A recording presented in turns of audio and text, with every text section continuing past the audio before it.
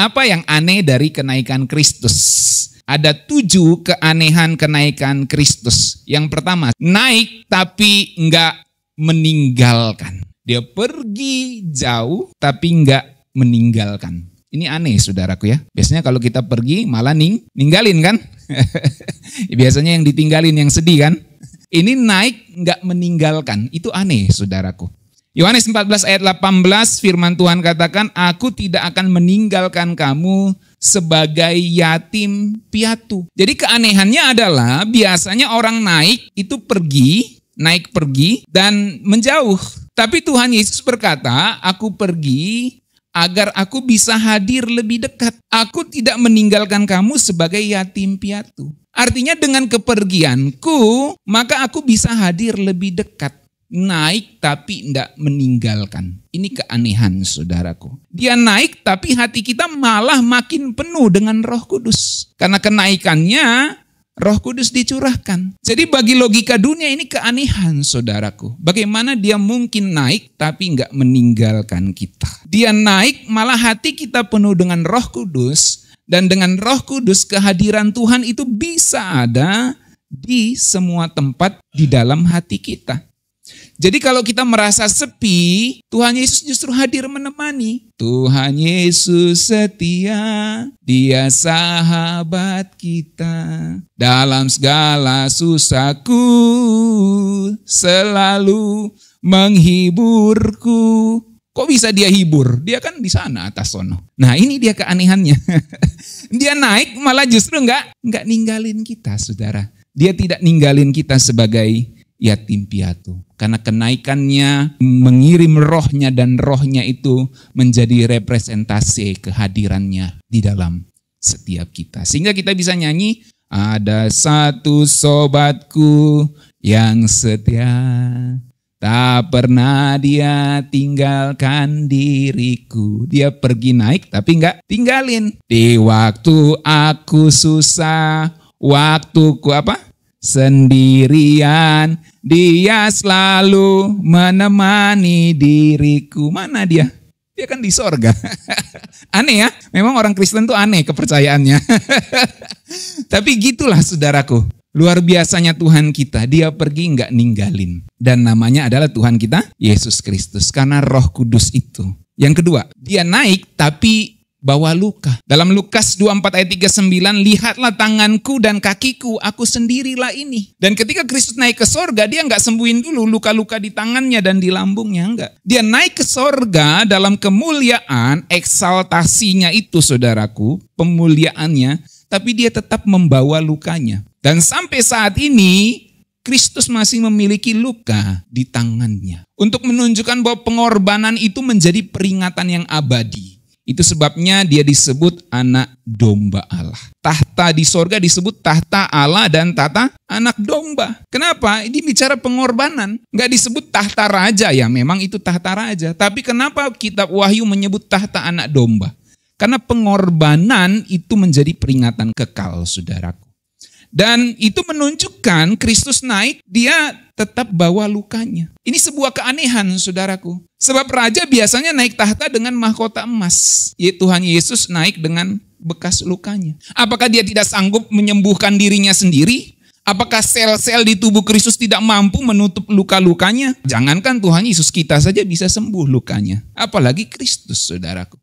Tapi bekas lukanya tetap dibawa untuk menunjukkan bahwa penderitaan kita nggak pernah diabaikan Tuhan. Amin. Jadi kalau hari ini kita mengalami luka-luka batin, luka dalam emosi, perhatikanlah ini. Tuhan Yesus memperhatikan lukamu. Di dalam kemuliaannya, dia tidak pernah meninggalkanmu walaupun engkau sedang terluka. Dia naik tapi membawa lukanya. Yang ketiga, dia naik ke langit tapi bekerja lebih efektif, lebih aktif. Dia naik tapi kerja lebih aktif. Roma 8 ayat 34, Kristus Yesus duduk di sebelah kanan Allah, malah jadi pembela bagi kita. Lebih aktif dari sebelumnya. Ibrani 7 ayat 25, imam besar kita itu hidup senantiasa menjadi pengantara bagi kita. Dia menjadi pembela, menjadi pengantara bagi kita. Siang dan malam dia bersyafaat untuk kita. Di kitab Ibrani digambarkan Kristus sebagai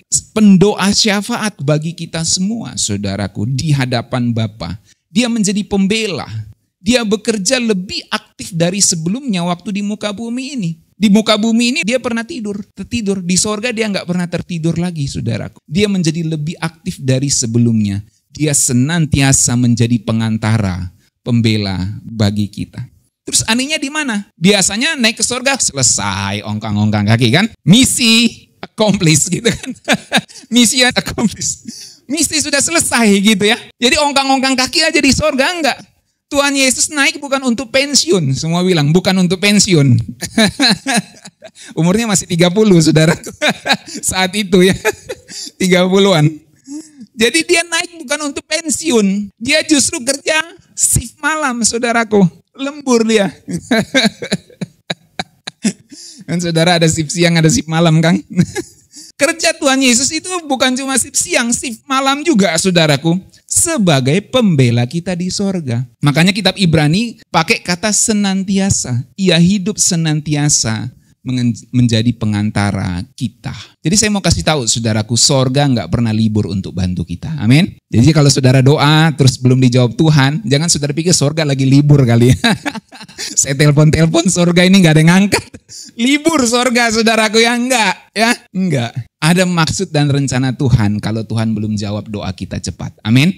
Sorga nggak pernah libur untuk bantu kita. Karena waktu Tuhan Yesus naik ke sorga, dia malah bekerja lebih aktif dari sebelumnya waktu di muka bumi. Jadi itu keanehan. Biasanya naik itu malah ongkang-ongkang kaki kan. Tapi malah naik ini malah jadi kerja lebih aktif. Ya, nggak ada lembur, nggak ada libur. Ya. Yang keempat saudaraku. Cepat-cepat aja ya. Naik tapi mengangkat identitas kita. Biasanya orang yang naik tuh malah lupa yang di bawah, bener nggak? Kalau sudah naik, lupain aja di bawah. Siapa sih lu? Nggak kenal gue sama lu sekarang. Kan biasa gitu saudara ya. Kalau waktu masih di bawah gitu ya. Oh teman kita, gitu ya. Begitu udah naik, lewat siapa sih lu? Gitu kan. Jadi biasanya saudara, orang kalau sudah naik, itu lupa sama yang di bawah. Tapi Tuhan Yesus naik, dia justru angkat identitas kita. Efesus 2 ayat 6, ia membangkitkan kita dan memberikan tempat bersama-sama dengan dia di sorga. Jadi kalau ada seorang itu naik, dia lupain orang di bawah, itu nggak benar tuh orangnya. Tapi kalau sudah dia naik, diberikan pangkat, jabatan, otoritas tinggi, tapi dia masih memperhatikan orang-orang yang di bawah, memperhatikan wong cilik, ini baru pemimpin yang benar. Jadi Tuhan Yesus naik, tapi mengangkat identitas kita, orang-orang yang percaya kepadanya. Dia naik dan memberikan tempat bersama-sama dengan dia di sorga.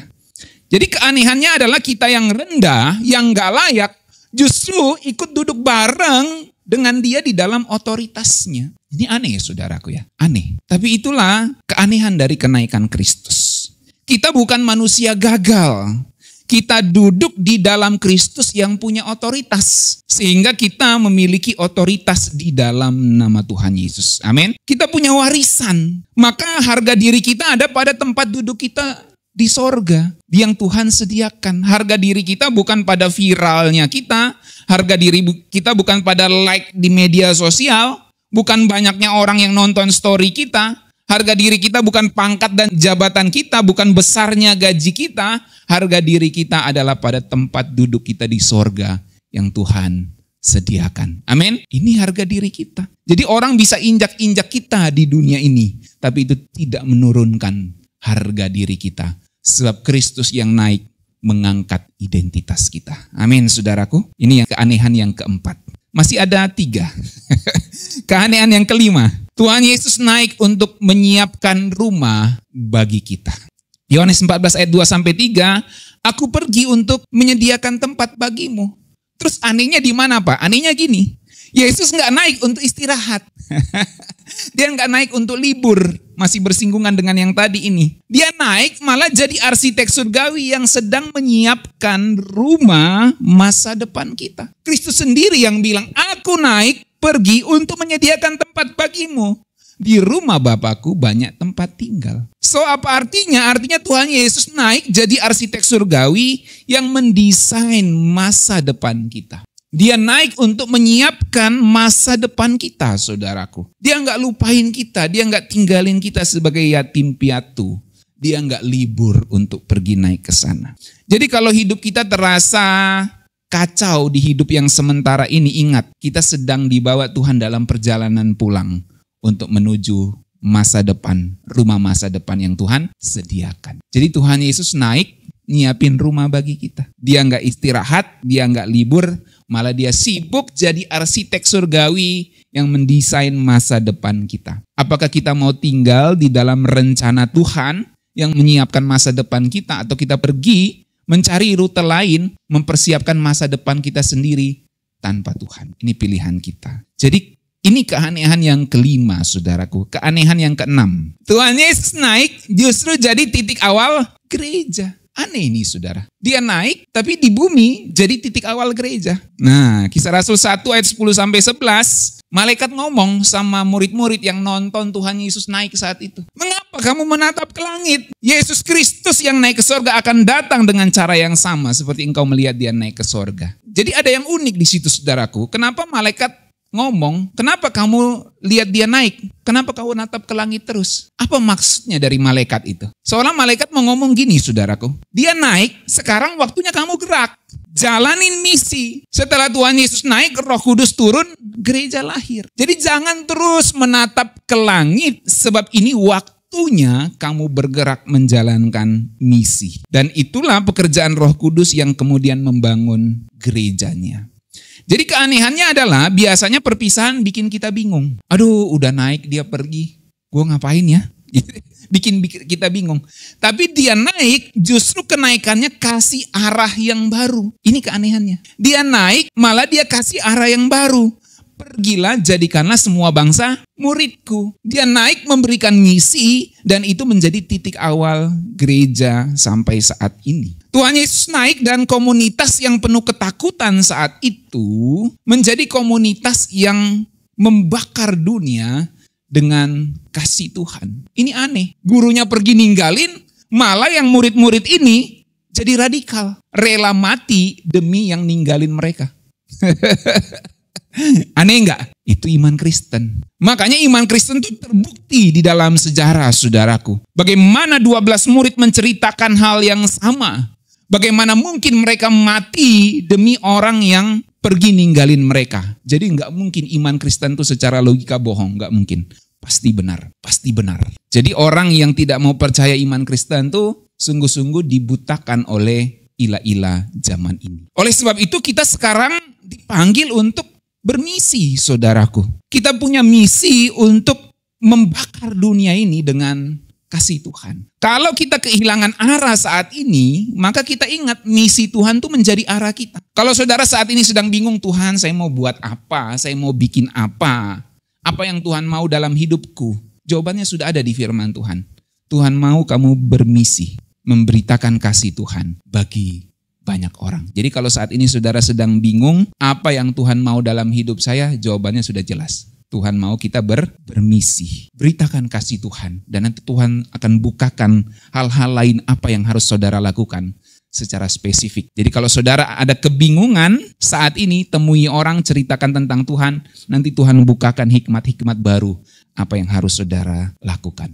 Amin, saudaraku. Jadi dia naik jadi titik awal gereja.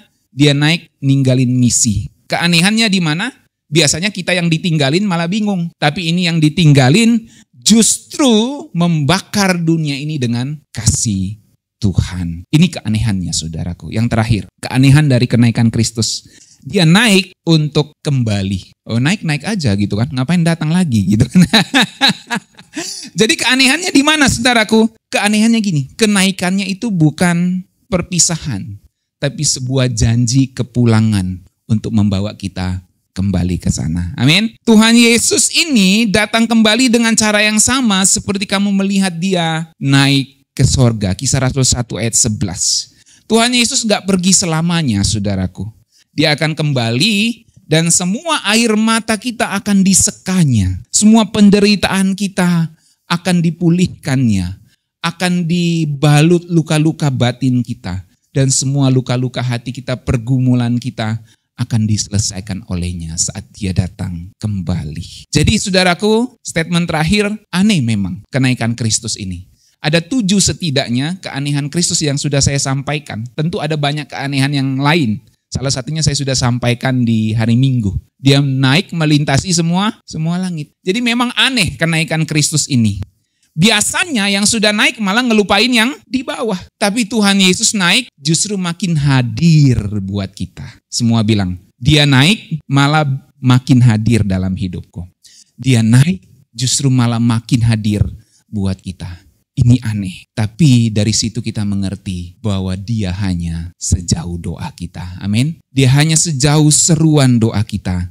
Sebab dia naik justru makin hadir di dalam kehidupan kita. Mari kita berdoa.